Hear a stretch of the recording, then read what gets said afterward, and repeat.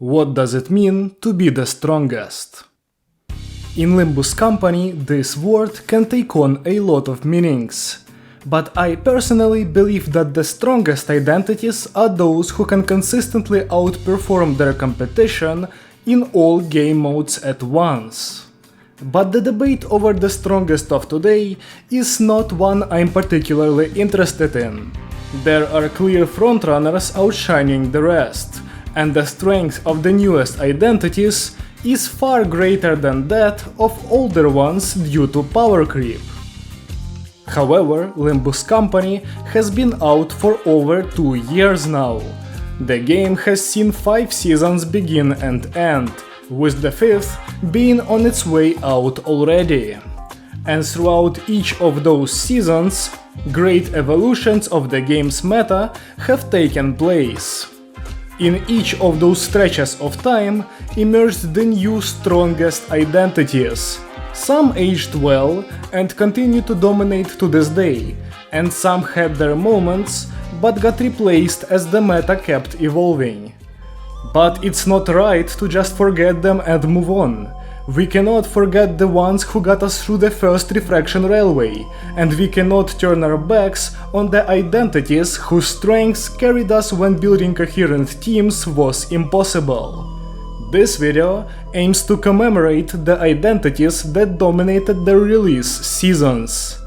Welcome to the history of the strongest identities in Limbus Company.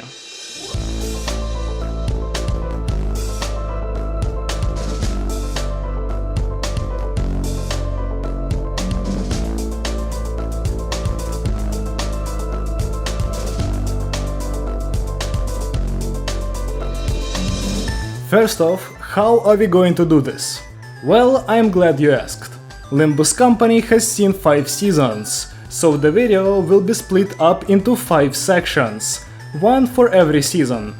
In each section, we're going to have 3 slots for the best identities released in that time period. However, we all know that each season has more than 3 great identities. Which is why, in addition to the top 3 units of each season, all 5 sections will feature honorable mentions. These identities also deserve some love, but unlike the ones in the top 3, their dominance was limited due to certain factors, such as their damage type not lining up with the most common weakness of their season, their value being inconsistent, them having to contest other strong identities for a spot on the player's team, and so on. Also, the difference between the 3rd and 4th slot is often minuscule, and sometimes can even come down to personal preference. So, even though the identities in the honorable mentions take up significantly less space on your screen, that doesn't mean that they're much weaker than those at the top. However, I already see the comment section being full of people rallying for their GOAT being in the top 3 of their season, and I'm sure we'll have some nice and civil discussions about that. But yeah, this is the format and this is how we'll do it. But before we jump straight into season 1, let me shout out Oiprox, who once again has helped me greatly with the creation of this video by pretty much making it himself. I mainly had the final say on some tiebreakers and put all of this together into a video, but you're free to say thank you Oiprox for the video in the comments. And of course, I have to remind you that most of my viewers are not subscribed, so if you find yourself coming back to my videos, or end up enjoying this one, consider subscribing. It takes just 1 second and helps me out a lot. Without further ado, it's about time we started talking about the strongest identities in the history of Limbus Company.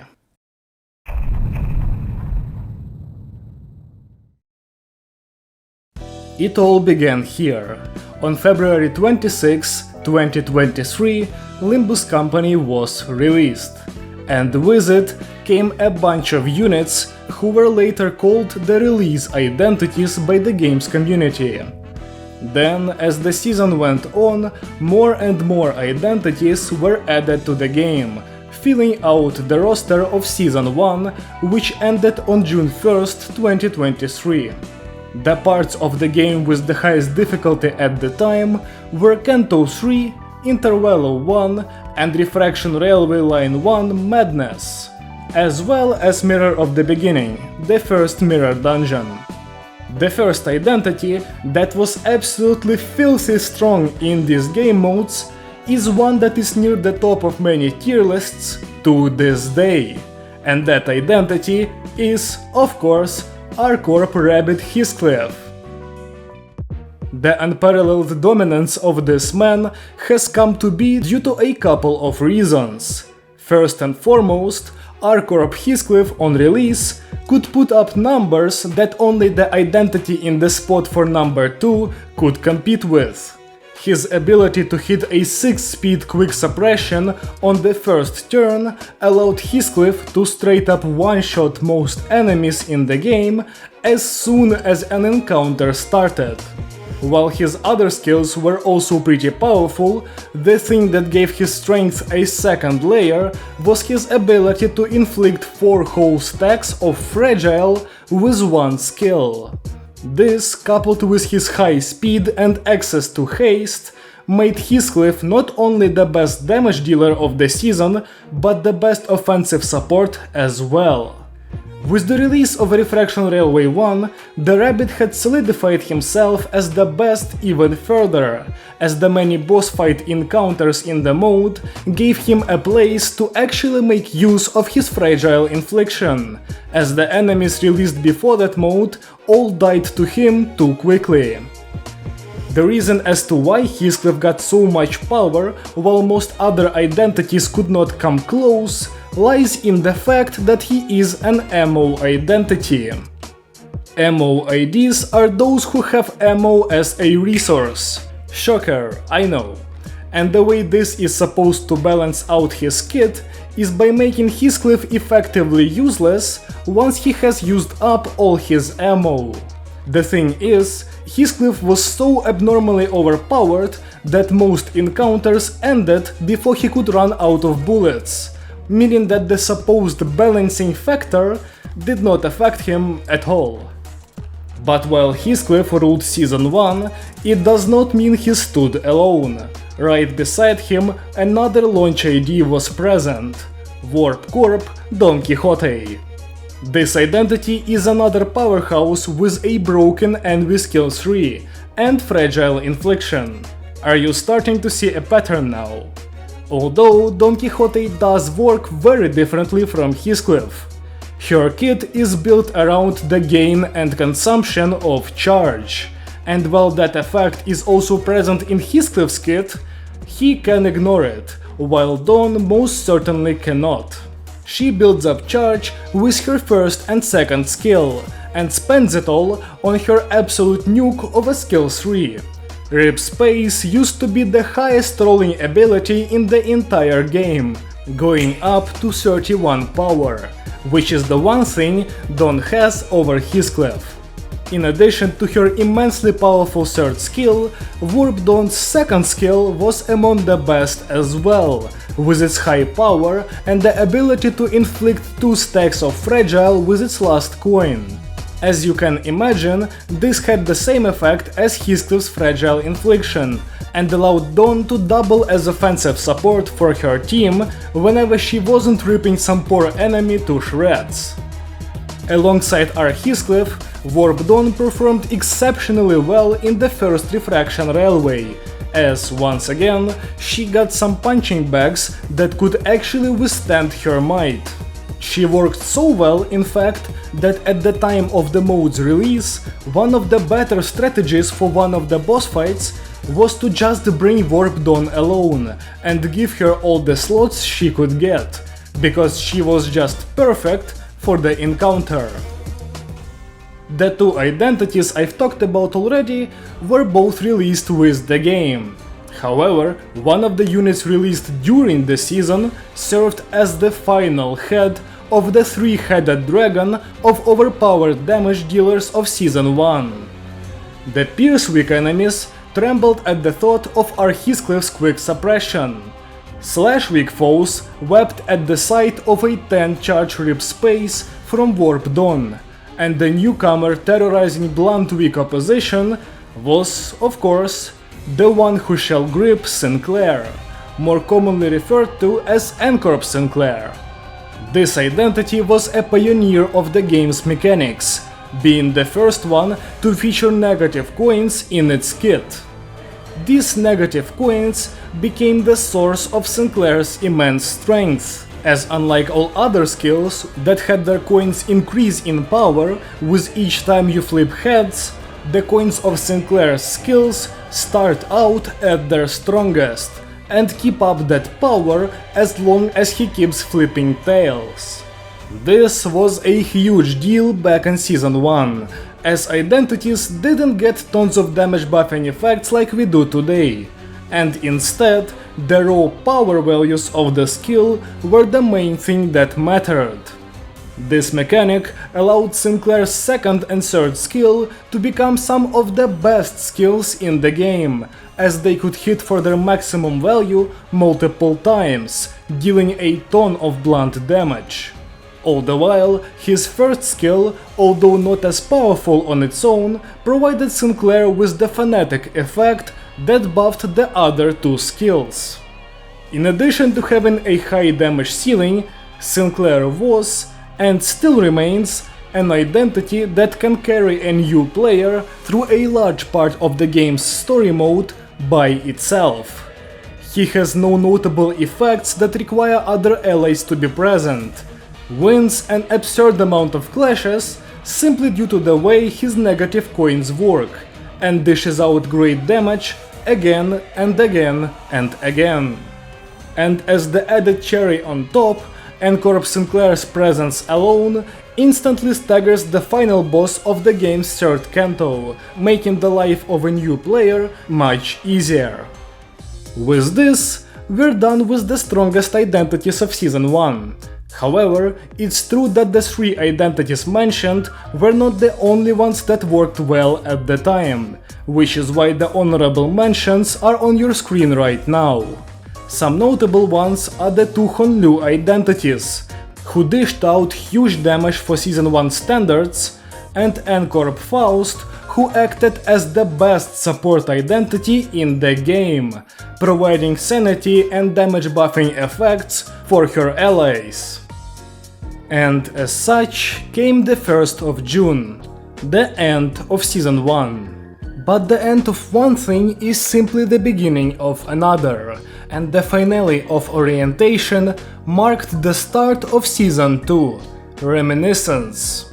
The second season of Limbus Company brought with itself a lot of new additions, as well as revamps of the old game modes. The players saw the release of Canto 4, which was split up into 3 parts, unlike the previous Cantos.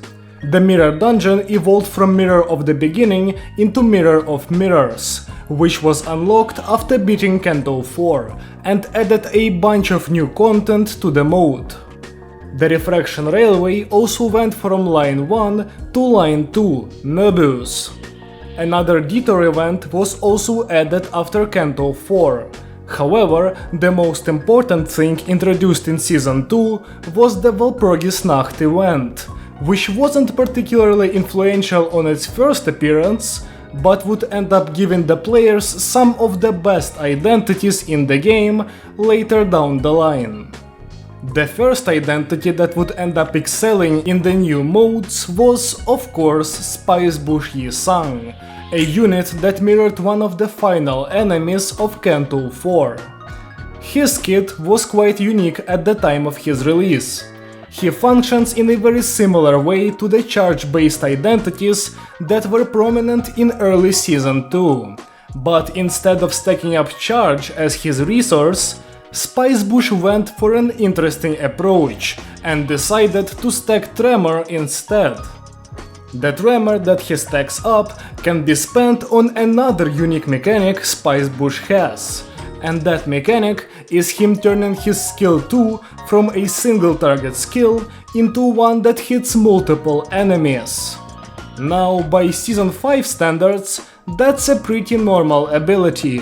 However, in Season 2, Yi-sang was the first and only identity in the game with an effect like this, making him completely insane in fights with many enemies compared to his competition. But his physical abilities are not the main reason he was so good.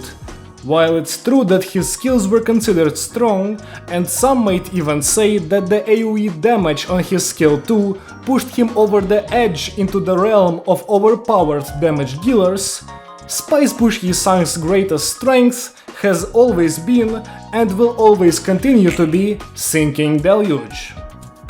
The effect is simple. It takes all the sinking potency and count on an enemy, multiplies them, and then deals the resulting number as SP damage to the enemy, with all excess SP damage being converted into further gloom damage. With a high enough stack, this effect could, in the most literal sense of the word, one-shot any boss in the game, giving the players their first true nuke. Additionally, sinking actually took off during Season 2, with Uptime 4 improving the value of Rhyme Shank drastically, and strong sinking supports being introduced into the game. This meant that the Deluge nuke was not just a pipe dream, and playing for it was actually a good way to deal with bosses. Additionally, as much as I don't want to drag egos into these rankings, I have to mention that Spicebush was the perfect holder for Yi-sang's Sun Shower ego skill, which became one of, if not the best ego skill in the game on its release. Spicebush not only fuels the ego really well, but also buffs its damage by 30% with his passive, making the combination of this identity and ego an absolute menace in human encounters as well. But while Spicebush took a very unique approach to strength, pioneering the usage of multiple mechanics to get ahead, our next best identity of Season 2 went for the good old strategy of simply being stronger than everyone else. Of course, I'm talking about Warp Ryoshu, who was an absolutely terrific tool in the hands of any player. Ryoshu is very similar in nature to Warp Corp Dawn, who was insane in Season 1. This is partially due to all Warp Corp charge identities playing in pretty much the same way, but these two identities are even more alike, as Ryoshu, much like Dawn, gets an envy/bomb of a skill as her skill 3 and inflicts a potent defensive debuff with her skill 2. However, in many ways, Ryoshu is simply better than Dawn. While her skill 3 is pretty much the same as Warp Dawn's skill 3 in terms of damage output, it can be used at a lower amount of charge count. While Dawn is forced to wait until 10 charge, Ryoshu can use her skill at 7 charge, even though it normally consumes 15. That is because the on-use effect of the skill converts Ryoshu's health into missing charge once she has at least 7 charge count. This is supposed to create a high-risk, high-reward scenario, allowing the identity to use her skill earlier, but having to make herself more vulnerable in return. In reality, Ryoshu did not lose clashes like ever, so she didn't care about being 1 HP away from staggering. Additionally, unbreakable coins were not a thing back in Season 2, so the Warp Demon could run around unpunished while she throws out DDEDRs as quickly as she can. Another edge Ryoshu has over Dawn is the quality of her other skills. Her skill 1 might not have any incredible clash power, but it does have 3 coins and bonus damage conditionals, which allow it to deal damage that is actually noticeable. The same goes for her skill too, which gets a lot better than Don't Sleep with its conditionals up, especially against low HP enemies. But it's not only Ryoshu's combat skills that are mostly an upgrade to those of Dawn, as Ryoshu's passive is also much more impactful, allowing her to quickly obtain a great deal of charge count in human encounters, while Dawn's passive is mostly cosmetic a lot of the time. Overall, Warp Ryoshu is just a simple and effective identity. She didn't revolutionize anything, but still she performed incredibly well. She was beloved by many players for her incredible strength and lack of reliance on her teammates, and she ended up being another identity that was widely used in all parts of the game for quite a long time, and, in fact, even to this day. But not all good identities are these simple yet effective win rate damage dealers that can be slotted into any team and find great success. And our third best identity for Season 2 reinforces this belief, because it's time to talk about the controversial sinking support released with the second intervallo of Limbus Company, Molar Boatworks Ishmael. Her controversy is in no way connected with her strengths as an identity, by the way, so I will not be talking about that. What I will be talking about, however, is how much of an incredible identity Molar Ishmael is. She's not up here because of her ability to deal insane damage, even though she can hit quite hard, but instead her value lies in Ishmael being an amazing inflictor of the sinking status effect, the same one that Spicebush uses for his nuke, and the same one that got really good with the release of Update 4. Sinking's main issue has always been the fact that you need to inflict a lot of count for the effect to really stack up. And Ishmael, at the time of her release, was by far the best identity at providing set count for her team. But even more than that, her skill 3 inflicts sinking in a big burst, creating a 6-3 stack when used on its own. With Ishmael's passive up and active, the count infliction goes through the roof, as her coins effectively stop taking away sinking count on hit, allowing for even greater stacking of the effect. On top of Ishmael's incredible sinking infliction, she also gets some pretty competitive skills, reaching good clash power with all of them. Another aspect of her kit that made her a good choice even without a sinking focused composition is her strong evade.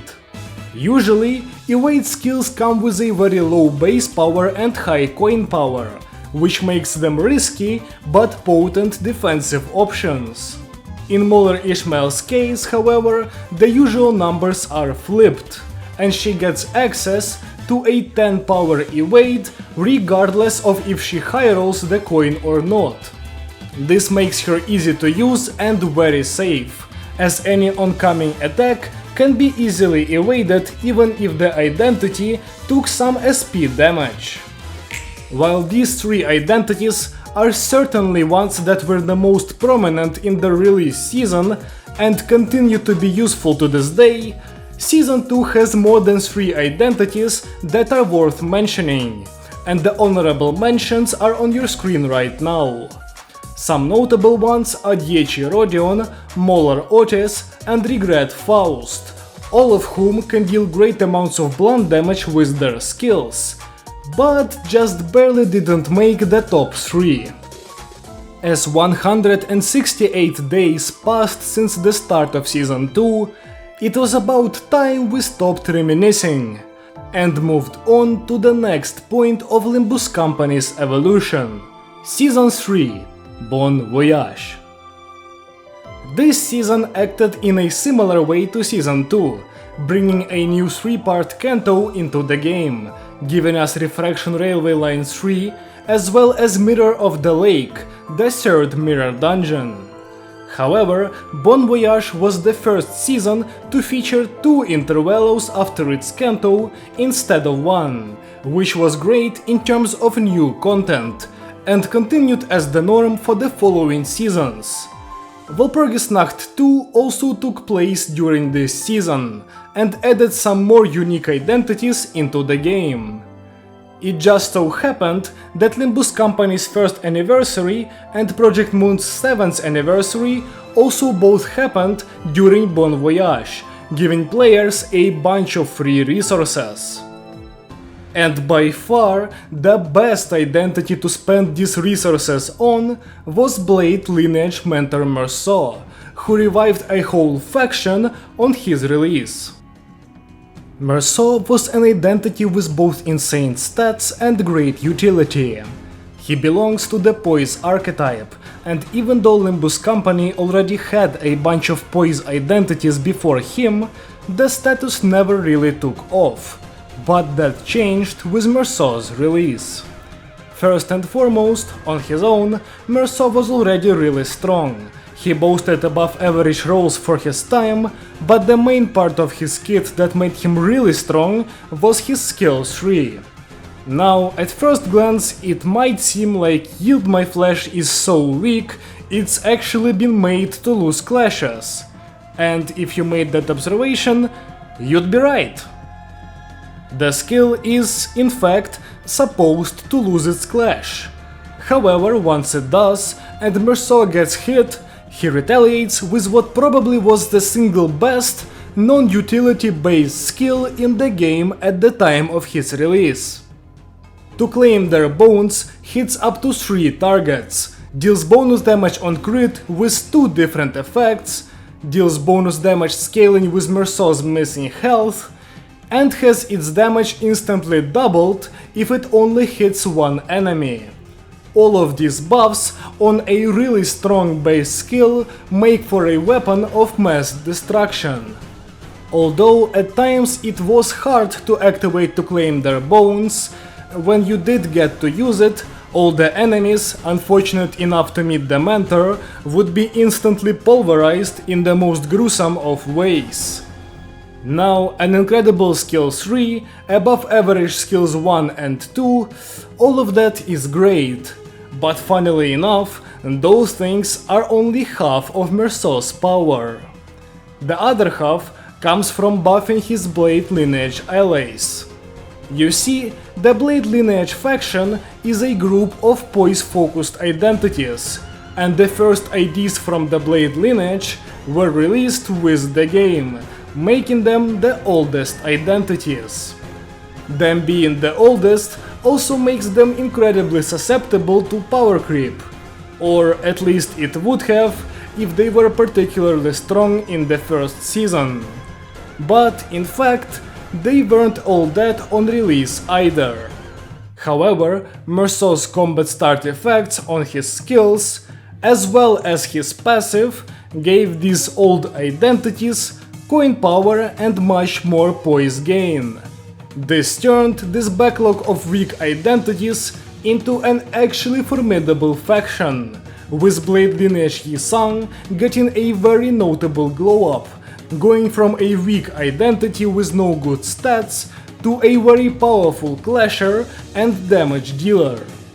This effect that Merceau had on his other teammates was made even more notable by the fact that he was released alongside 2 other Blade Lineage identities, who had more up-to-date designs but were still buffed by the mentor's effects. This quickly made Merceau an irreplaceable part of the early Poise team, as most of it was built on Blade Lineage.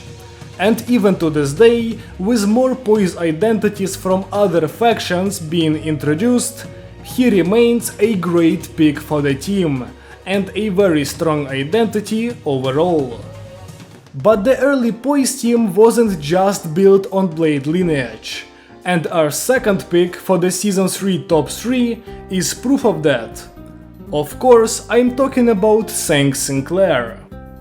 This identity prides itself on its fantastic power values, as even with no conditionals fulfilled, Sinclair clashes quite well, and as soon as he has them up, he's pretty much unbeatable.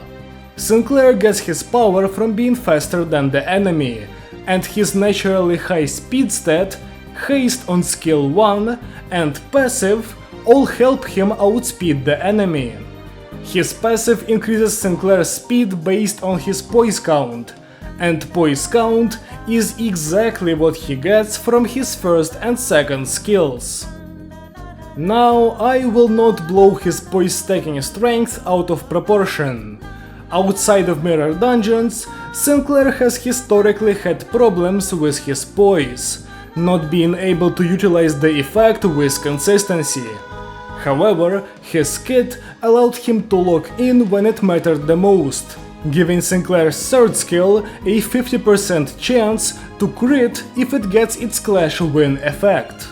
But realistically, Sinclair didn't need to stack up poise and pray for the best.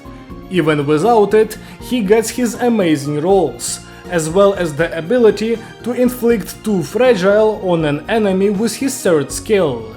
This part is especially effective, as Sinclair's high speed allows him to go before all his allies, making the fragile effect get its maximum value. Overall, this identity was a strong alternative to the dominant N-Corp Sinclair, as Sank could clash better, had value outside of his roles, and didn't have any anti-synergy with SP healing effects, making him a great pickup for most players. But Poise was not the only archetype getting identities in Season 3, as our third slot is part of the Sinking team. The ID in question is Diechi Honlu.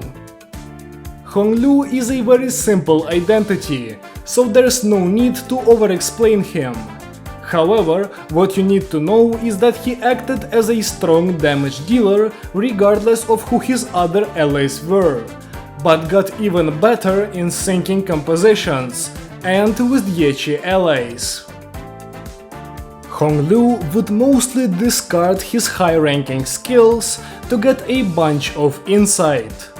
He would then use his insight to gain damage up and reroll the coin of his skill 1, which would deal a bunch of damage, while also not disturbing the sinking stack on the enemy, allowing Honlu to freely spam his skill 1 with little to no issues. He was incredibly easy to use and pretty versatile, while also being good for one of the strongest archetypes at the time, making him a desirable identity for many players. Outside of these 3 identities, Season 3, weirdly enough, didn't have that many really good options, and a lot of that season's content has become irrelevant faster than that of Seasons 1 and 2. However, there still are some honorable mentions that are on your screen now. A notable one is Captain Ishmael, who had a bunch of tools, but really couldn't fit in many teams well, and mostly acted as a stopgap solution in Poise until the team got better options. With this came March 28th of 2024, and it was time to end our aquatic adventures, as we moved on to Season 4, Clear All Cathy. The additions and changes brought with this season were exactly what you would expect, as the pattern of seasonal events was pretty much set in stone by this point. New Kanto dropped, and after it came 2 Intervalos, which brought a bunch of great content into the game. Refraction Railway 4 Masquerade dropped as well, and added one of the best enemies into the game, while Mirror of the Weathering replaced Mirror of the Lake as the season's mirror dungeon. Clear All Cathy saw the release of 2 Walpurgisnachts in one season, making it a very stacked time period in terms of strong identities. However, the strongest idea of the season had nothing to do with those events, because, of course, the number 1 unit released in Season 4 was by far and away Wild Hunt Heathcliff. This ID does everything. He has great clash power, insane damage, AoE damage as part of his kit, a high damage skill 3, and even higher damage alternative skill 3, sinking infliction, a unique defensive skill which is the first ever clashable counter, a way to bypass stagger, a way to revive allies, scaling over time, both positive and negative coins, an alternate form, damage type diversity, he inflicts a unique panic type, and I'm probably forgetting something else. Saying that his kit is disgustingly overloaded is an understatement. To this day, Wild Hunt Heathcliff is still probably the identity with the most things going for it all at once. He was built on what I like to call the hypercarry framework, introduced with the release of Don Sinclair a couple months prior. By this I mean that Heathcliff manages a special resource, has an AoE skill 2 and a nuke skill 3. Heathcliff's unique resource that he has to manage is Coffin, and he gets more of it by killing enemies and using his third skill. But Coffin is not just an effect used to buff his skills after reaching certain thresholds, even though that's also part of what it does. However, Coffin itself grants Heathcliff up to 6 damage up to 2 clash power up, and increases his minimum speed by up to 2 as well, based on the stack. This means that Coffin, a status effect exclusive to one of the best identities in the game, is also one of the best effects the game has to offer. Yeah, that sounds perfectly balanced. Heathcliff uses his stacks of Coffin to grant his second skill extra attack weight permanently, making Wild Hunt a great unit to take into long human encounters. The Coffin stacks also increase the damage of both of Heathcliff's third skills by a lot, making him good against bosses, especially ones that come right after a wave or two of squishier enemies. Heathcliff's defensive skill is also a very interesting part of his kit.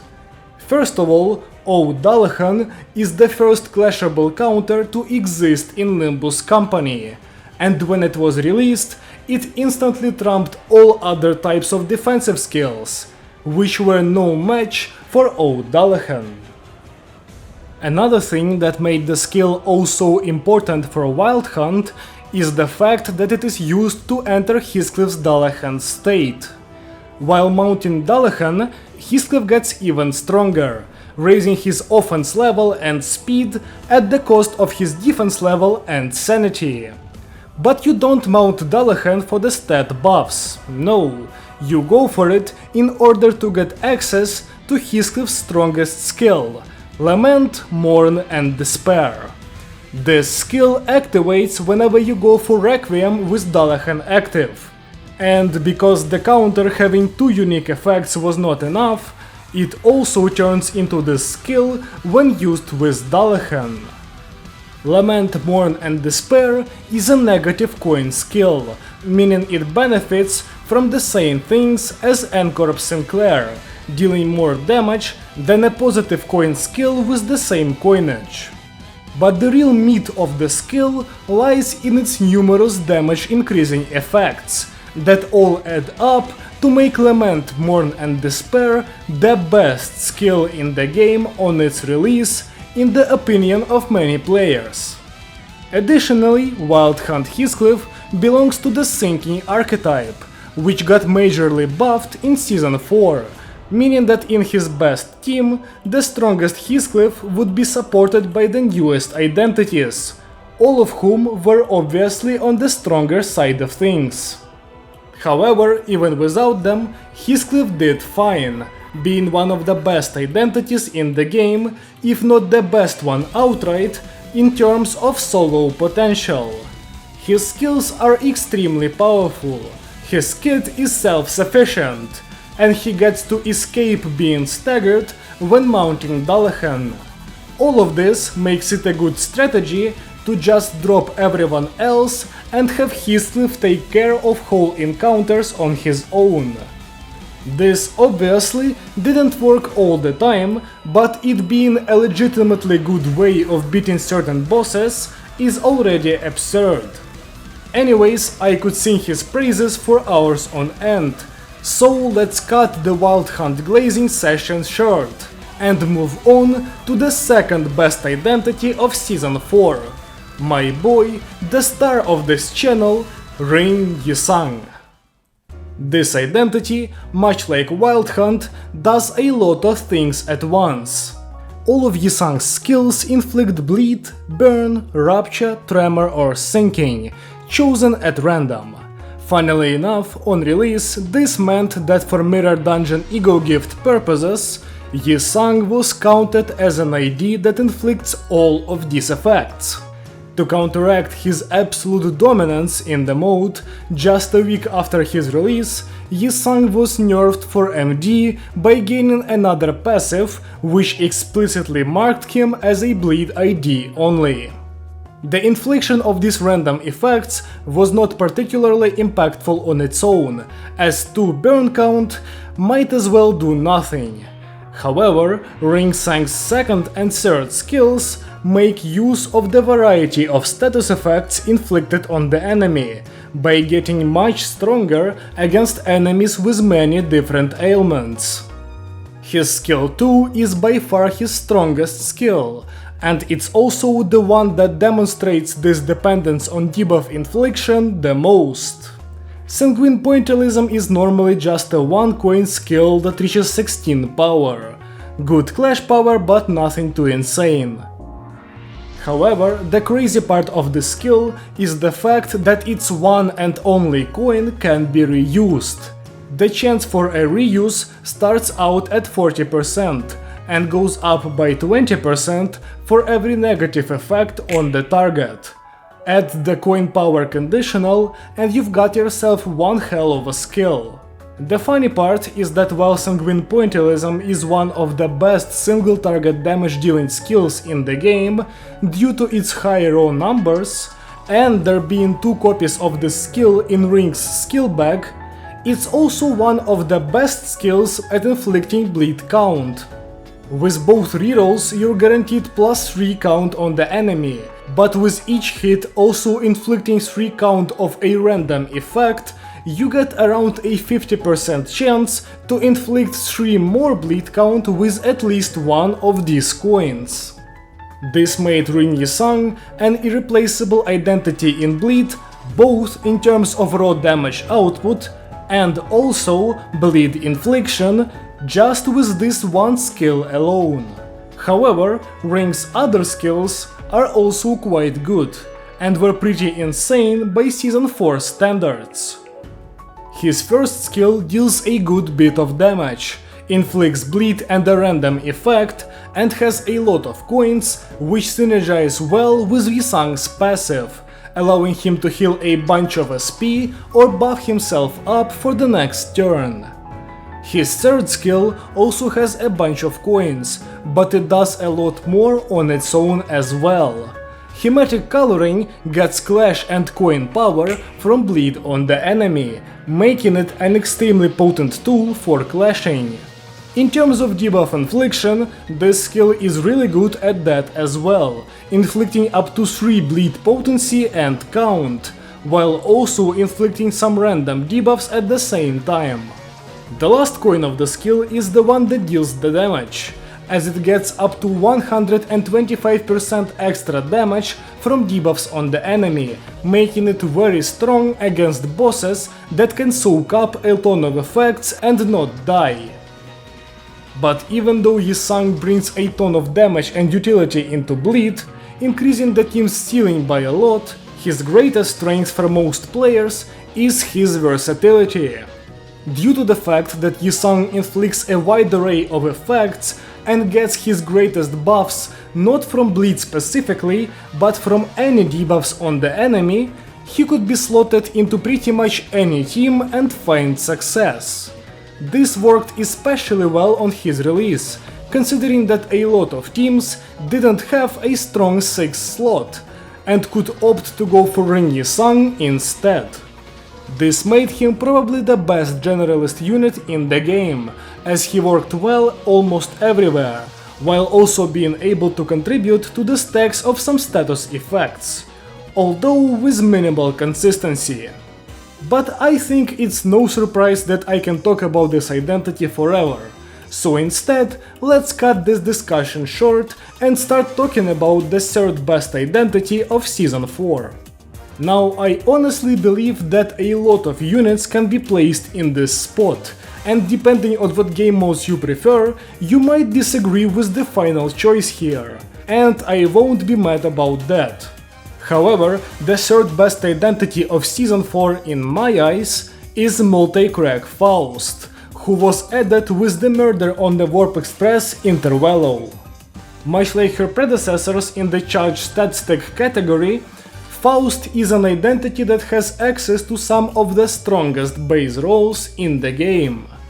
However, the way her skills work is different from that of the Warp Corp identities, as instead of building up charge with her 1st and 2nd skill just to spend it all with her 3rd, Faust uses her 1st and 3rd skill to gain charge, and then spends it with her 2nd. Now, this might sound like an insignificant change, but it actually matters, as Faust can spend effectively twice as much charge in one skill rotation. This is a good thing because unlike the vast majority of charge identities who only interact with charge count, Faust can actually stack up charge potency, which she gets every time she uses up 10 charge count. The potency is a source of damage scaling for Faust's skills 3 and passive.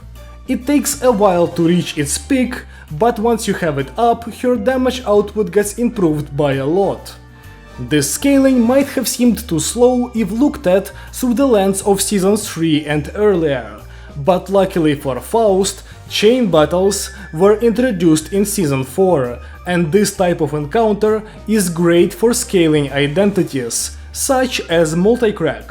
Her high numbers, ease of use, great damage potential, and synergy with the chain battle mechanic earn Faust her spot in the Season 4 top 3. But to make the list, we had to cut out a lot of other great options, and all of these strong identities are now on your screen as honorable mentions. Among these, most are very notable, but if I had to choose the most impactful ones, the T-Corp identities would be my choice. Their time moratorium effect is the best way of dealing with sloth-weak bosses, and it's unlikely that their niche will be taken over by anything anytime soon, or even ever. And with this came October. It was time for Season 4 to end, and give way to Limbus Company's next evolution, Season 5, Oblivion. This season added exactly what you would expect: a new Kanto, 2 new Intervallos, a new Mirror Dungeon, a new Refraction Railway, and also one Walpurgisnacht event. However, these were not the only events present during the season, as Miracle in District 20 and Yield My Flesh to Claim Their Bones also returned, with more identities and ego being added alongside them. The many events in this season, as well as an incredible Walpurgisnacht and an insanely strong spread of seasonal identities, all made Season 5 a time period full of power creep. It's as if the game's identities took a whole step forward. Multiple teams were overhauled, many got some huge upgrades, and trying to decide which 3 identities are the best out of such a stacked cast is nearly impossible. Which is why, for the newest season, I have decided to increase the number of slots for the best identities from 3 all the way to 6. Yeah, it's my video, so I make the rules. And because the amount of identities has doubled, I will not go into detail with each one as I did with the seasons before this. If you are interested in hearing more about these identities, I have videos on my channel on each one of them, as throughout the entirety of Season 5 I was already active on YouTube. Well, I've stalled enough, so it's time to talk about the single best identity of Season 5. And to nobody's surprise, that spot is taken up by the manager of La Mancha Land, Don Quixote. She is another identity built on the hypercarry framework, much like Wild Hunt. However, unlike him, Dawn really shines with a full team built around her, while not being as good on her own. Much like all other Bloodfiends, the manager interacts with the Bloodfist mechanic, which allows her to turn bleed damage into her unique resource. That resource is then spent on upgrading her skills into their stronger form. These empowered skills are some of the best abilities in Limbus Company, with Dawn being able to hit multiple enemies at once, proc an enemy's bleed, or just nuke down one target for 1,000,000 damage. Speaking of her damage, it really is something else. In 99% of cases, if the manager is on your team, she's getting that MVP status. Her skills do an obscene amount of damage in both their normal and empowered forms. All the while, Dawn gets scaling from Hard Blood, meaning she only gets stronger as the fight progresses. She also has good sustain with her unconditional healing on every skill, allowing her to counter the unbreakable coin mechanic introduced in Season 5, and easily live through any unclashable attack in order to dish out her insane damage. Dawn's defensive skill is also not something to disregard, as it's a clashable counter that inflicts bleed count, making Dawn not only an insane damage dealer in bleed, but a potential bleed inflictor as well. And since I'm not going to spend an hour talking about Dawn alone, here are all the fun facts about this identity. Yeah, she was the first to do a lot of stuff. As the second best identity in Season 5, I have Full Stop Heathcliff, who is surprisingly the first Walpurgisnacht identity on this entire list. This Heathcliff is an ammo identity with some absolutely insane pierce damage and high speed. If you think this sounds similar to his R-Corp identity, I agree with you, and much like his Season 1 counterpart, Full Stop Heathcliff is crazy good. However, unlike R. Heathcliff, Full Stop relies not on skills with tons of coins, but one coin pinpoint shots instead. These shots get increased damage from a bunch of sources. Heathcliff is a Poise AD, so they can crit. His skills 2 and 3 deal even more bonus damage on crit as well. His damage scales with his speed, which he gets a lot of just by existing. Heathcliff's unique concentration effect makes his skill 3 insane after you wait for a bit, and that skill's damage is further buffed if the enemy is weak to pierce. Speaking of weak to pierce, Heathcliff's second skill also inflicts pierce fragility, which he can use himself, ideally with his skill 3. On the topic of his skill 3, Heathcliff, of course, gets an empowered skill 3, which he can use only once per encounter. This skill is genuinely crazy, rolling over 30 while also getting some of the highest damage buffing effects in the game. While R-Corp Heathcliff gets balanced for longer encounters by becoming useless once he runs out of bullets, Full Stop Heathcliff leaves the encounter when that happens instead, giving his slots over to a different identity and making sure that you don't end up with that weight on your team. Also, he gets buffed by Hong Lu while he's on the field, and buffs Hong Lu once he tags out, adding even more value to this already broken identity. The third slot of Season 5 goes to an ID that has appeared on my channel over and over again. And if you haven't kept up with my content, you might be surprised, because the unit I'm talking about is the Barber of La Manche Otis. This identity is a Bloodfiend, and that entire faction is really strong. However, Otis specifically is completely busted due to her gigantic damage output in any encounter that doesn't end instantly. Much like Manager Dawn, Otis gets great scaling from her unique resource that she gets from Bloodfist.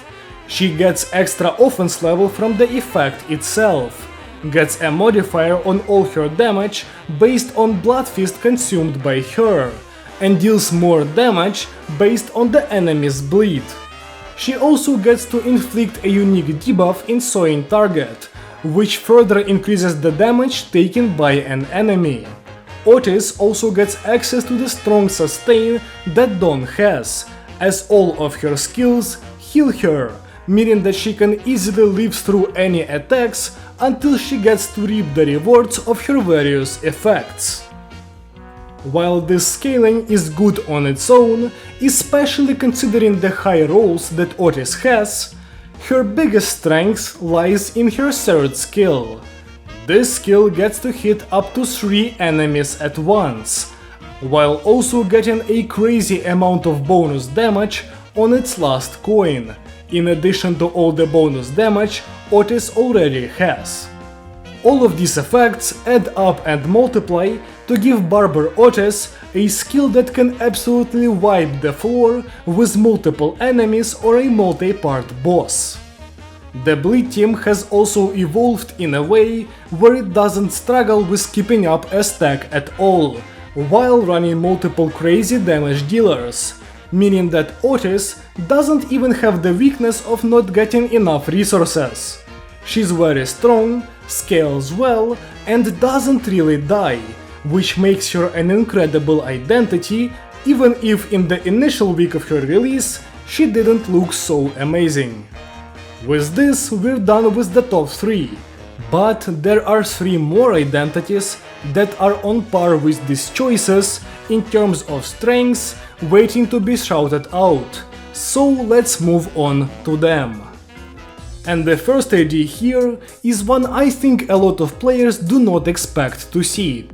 I am talking about LCE Faust, Burn's own living missile. This unit is, in my opinion, underappreciated by a lot of players, as they see her as merely a unit that deals a lot of damage with her alternate skill 3 and not much else. But I am here to say that is wrong, and Faust, in fact, is an incredible identity overall. Faust's gimmick is inflicting herself with burn and getting stronger based on burn on herself, as well as her missing HP.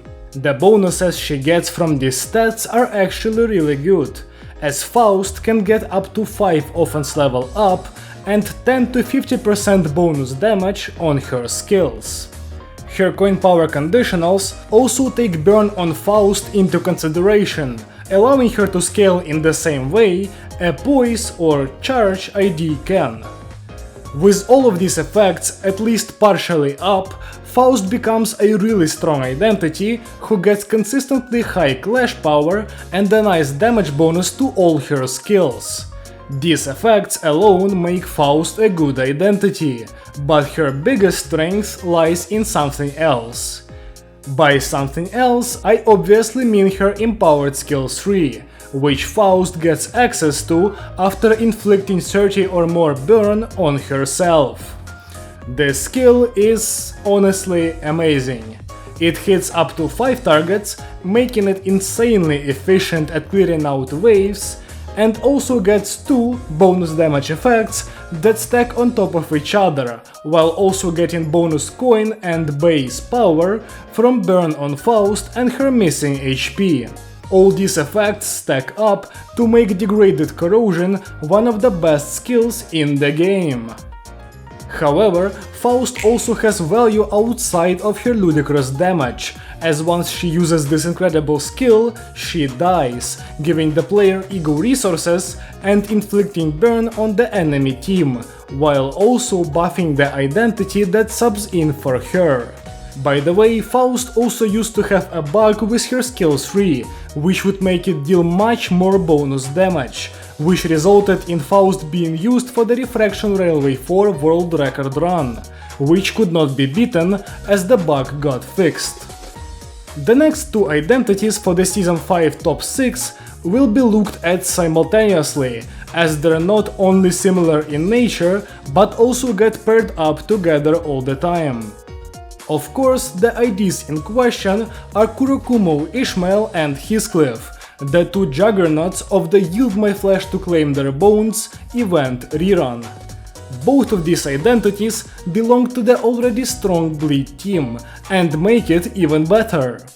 Both Ishmael and Heathcliff inflict bleed potency and count with their skills, making keeping up a bleed stack easier.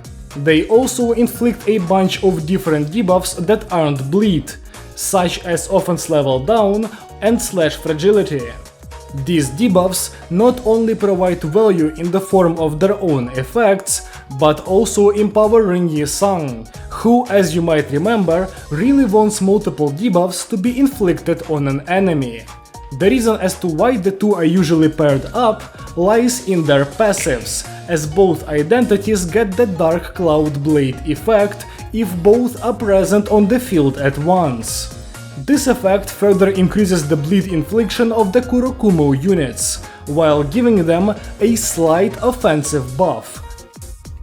Ishmael's passive also empowers Heathcliff even further, by giving him the Dark Cloud effect as well, which turns all of Heathcliff's coins unbreakable and allows him to inflict even more bleed.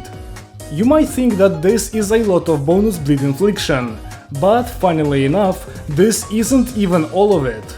These Kurokumo identities get buffed when other identities from the same faction die. If you go for a sacrifice play with an ally targeting ego skill, such as Sorakel Jaroshu, you can set up Heathmael to have the battle ready effect on top of all their other buffs, which gives the two survivors a sizable strength increase, as well as even more bonus bleed infliction. But while it's true that the Kurokumos inflict a lot of bleed and can actively help out the team by doing that, they also do a lot more than just inflict the effect. Heathcliff specializes in physical damage output, as he has access to a really strong skill 3, the damage of which scales with debuffs on the enemy. He also gets a strong clashable counter in Rules of the Backstreets, which can reuse its coin up to 2 times depending on the effects Heathcliff has. With the aforementioned sacrifice setup, Heathcliff can spam these two skills every turn, dishing out tons of damage, consistently helping to create last resonance chains and inflicting a ton of bleed potency. Ishmael, on the other hand, does things a bit differently. All of her skills scale with debuffs on the enemy, and not just her third, meaning that she likes using all of her skills, especially considering that her defense is far weaker than that of Heathcliff. However, Ishmael's greatest asset is her skill 3, which activates the enemy's bleed 3 times, allowing Ishmael to turn her great bleed infliction into a high amount of quick damage. Also, if you bring other Kurokumo identities into your team and you're not planning on killing them, Ishmael can buff them in the same way she buffs Heathcliff, giving you more options which might not be optimal, but are still decently effective. With this, we're done with the top 6 identities of Season 5, and the IDs that couldn't make the list are on your screen right now, in the form of honorable mentions. Honestly, most units released in this season were absolute hits, with the few misses only really coming out at the end of the season, right before we get our next big drop. And yeah, this is kind of it for the video. Limbus Company has rapidly evolved in the 2 years of its existence, and the meta has changed a lot compared to what it was back in Season 1. Identities became much more complicated and much more powerful as a result. However, the old gods still have their charm, with their simplicity making them great picks for newer players to this day. Beyond this, I don't really have a closing statement. I just really want to be done with this video, as it has turned out so much longer than I expected. And as always, if you disagree with my opinions or have something to add, leave a comment below. And I'm sure I'll see a million comments talking about Diechi Rodion, Captain Ishmael, Deviat Rodia, and whatever other identities are popular but weren't among the best in this video. If you enjoyed this long-form piece of content, leave a like to let me know, and if you want to see more videos like this, consider subscribing. Thank you so much for watching, and I hope to see you again soon. Goodbye!